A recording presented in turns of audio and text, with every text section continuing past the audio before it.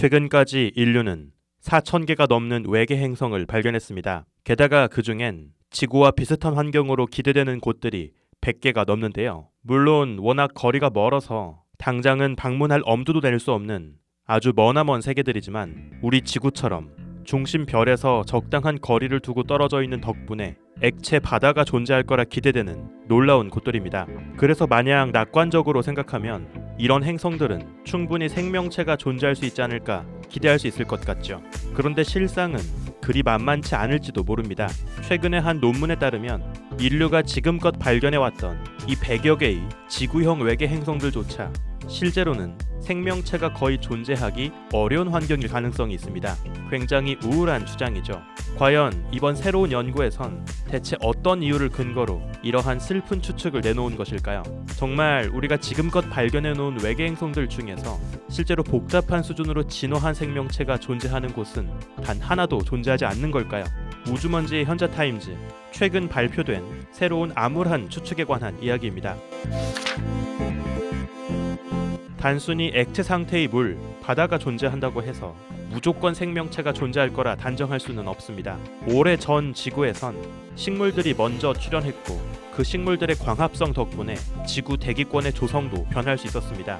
특히 태양빛을 양분으로 삼아서 산소 분자를 만들어내는 식물들의 광합성이 있었기에 땅 위에서 숨을 쉬고 살아갈 수 있는 동물들도 탄생할 수 있었죠. 이렇게 산소 분자를 만드는 형태의 광합성을 산소성 광합성 OP라고 부릅니다.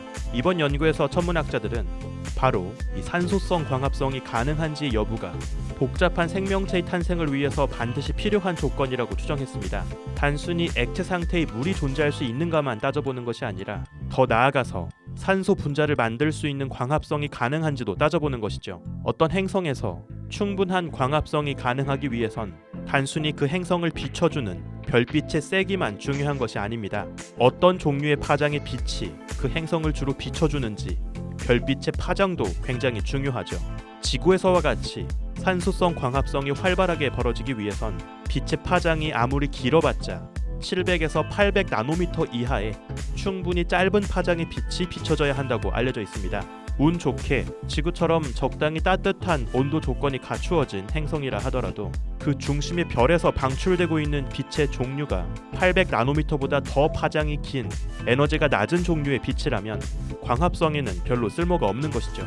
따라서 어떤 외계 행성에서 식물을 포함한 생태계가 존재할 수 있는가를 더 정확하게 따져보기 위해서는 행성의 온도만을 비교하는 것이 아니라 실제 광합성을 위해서 필요한 적정한 종류의 파장의 빛이 얼마나 비춰지고 있는가를 의미하는 광합성 유효 방사 PAR을 비교해야 하는 겁니다.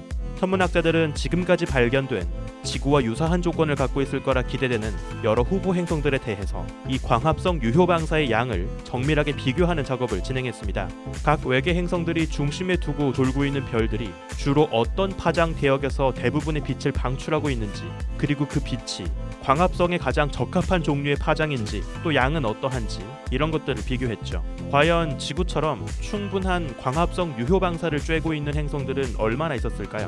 놀랍게도 그 결과는 참담했습니다. 위 그래프는 대표적인 지구형 외계 행성들과 우리 지구의 상태를 비교한 것입니다. 그래프의 가로축은 각 행성들의 온도를, 세로축은 각 행성을 비추고 있는 광합성 유효 방사의 양, 즉 광합성에 쓸모있는 종류의 빛의 세기를 나타냅니다. 놀랍게도 그래프에서 볼 수 있듯이 우리 지구가 가장 확연하게 가장 위에 찍혀 있죠. 다른 대부분의 외계 행성들은 우리 지구에 비해서 광합성 유효 방사의 양이 한참 부족한 것을 확인할 수 있습니다. 우리가 지금껏 발견한 대부분의 지구형 외계 행성들은 그 온도만 놓고 보면 액체 상태의 물이 존재할 수 있는 꽤 괜찮은 조건으로 보일지 모릅니다. 하지만 더 디테일하게 그 행성에서 광합성을 할 수 있는가, 광합성을 하기 위해서 필요한 종류의 빛이 충분히 비춰지고 있는가를 비교해보면 사실은 풀과 나무가 전혀 자랄 수 없는 조건의 환경이라는 것을 알 수 있죠. 사실 지금껏 발견된 대부분의 외계 행성들은 태양보다 훨씬 덩치가 작고 미지근한 적색 외성과 같은 별들 주변에서 발견되었습니다. 대부분 태양에 비해서 그 표면의 온도가 절반 가까이 낮은 미지근한 별들이죠. 겨우 4.3 광년 거리에 떨어져 있는 태양계 바깥 가장 가까운 거리에서 확인된 외계 행성이 존재하는 프록시마 센타우리 별 역시 마찬가지입니다. 그리고 이런 왜소한 별들은 우리 태양에 비해서 훨씬 파장이 긴 원적외선과 같은 종류의 빛을 주로 방출하죠. 그래서 아마 프록시마 센타우리 비외계 행성의 하늘은 우리 지구보다 훨씬 더 붉고 더 어두울 것이라 생각됩니다. 식물들의 광합성을 하기에는 그닥 도움이 되지 않는 불그스름한 빛만 어렴풋하게 비춰지고 있는 것이죠.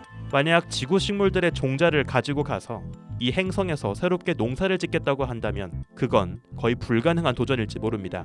하지만 그렇다고 해서 태양보다 훨씬 파장이 짧은 자외선, 감마선과 같은 종류의 빛을 주로 방출하는 별이라고 해서 생명이 탄생하고 진화하기에 마냥 또 유리하기만 한 건 아닌데요.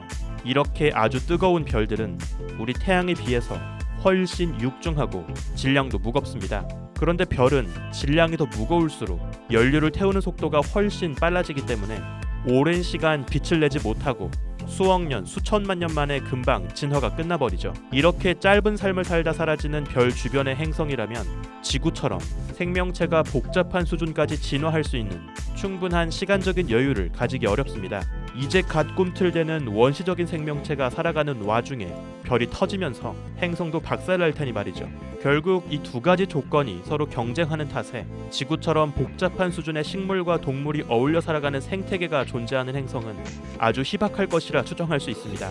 별이 태양보다 더 뜨겁고 육중하다면 광합성을 하기에 필요한 짧은 파장의 강렬한 빛을 충분히 받을 수는 있겠지만 별 자체의 수명은 너무나 짧겠죠. 반면 태양보다 더 가볍고 미지근한 별이라면 충분히 긴 시간적인 여유를 가지고 생명체가 복잡하게 진화하기까지 기다릴 수 있겠지만 애초에 너무 파장이 긴 적외선 이상의 빛들만 행성을 비추기 때문에 식물들이 광합성 자체를 하기 어려울 겁니다.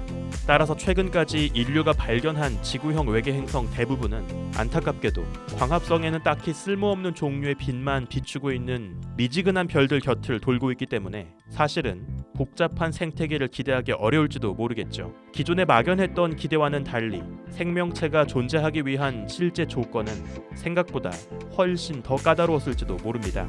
물론 이번 논문의 이런 분석을 보면서 누군가는 이렇게 댓글을 달지도 모르겠네요. 사실 제 영상마다 매번 줄기차게 달리고 있는 댓글이기도 한데요. 액체 상태의 물이 필요하고 식물들이 광합성을 해야만 한다는 식의 추정은 단순히 지구 생명체만 보고 이야기하는 고정관념 아니냐 하는 댓글들이죠. 이 넓은 우주에서 지구와 완전히 다른 방식으로 진화하고 살아가는 외계 생명체가 당연히 존재할 수 있지 않겠느냐. 천문학자들의 시각이 너무나 인간적이고 편협하다.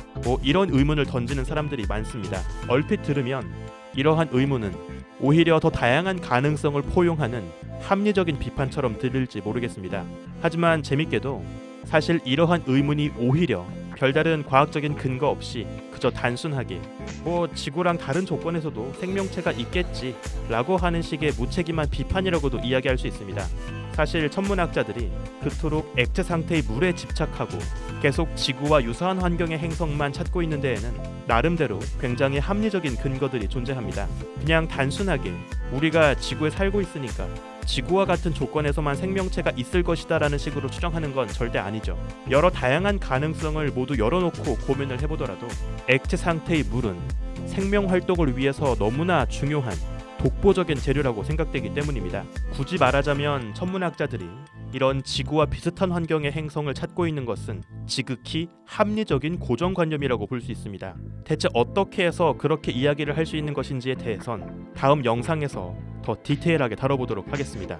다음 에피소드가 기대되신다면 구독도 함께 부탁드릴게요. 그렇기 때문에 그저 막연하게 지구와 다른 조건에서도 생명체가 있을 것이다 라고 하는 식의 의문은 오히려 역설적이게도 무책임한 고정관념이라고도 볼 수 있는 것이죠. 과연 지구와 같이 복잡한 생태계가 존재할 수 있는 스윗 스팟의 조건은 우주에서 굉장히 드문 확률인 것일까요? 지금껏 인류가 발견한 지구와 유사할 것이라 기대해왔던 100여 개의 후보 행성들 중에서 실제로 복잡한 생태계가 존재하는 곳은 얼마나 될까요? 이번에 발표된 이 새로운 암울한 결과를 손에 들고 밤하늘을 바라보면 왠지 우주가 더 공허하고 외롭게 느껴지는 것 같습니다. 우주먼지의 현자타임즈, 오늘의 이야기는 여기서 마칩니다. 구독과 좋아요도 부탁드릴게요. 우주먼지 여러분 감사합니다. 안녕.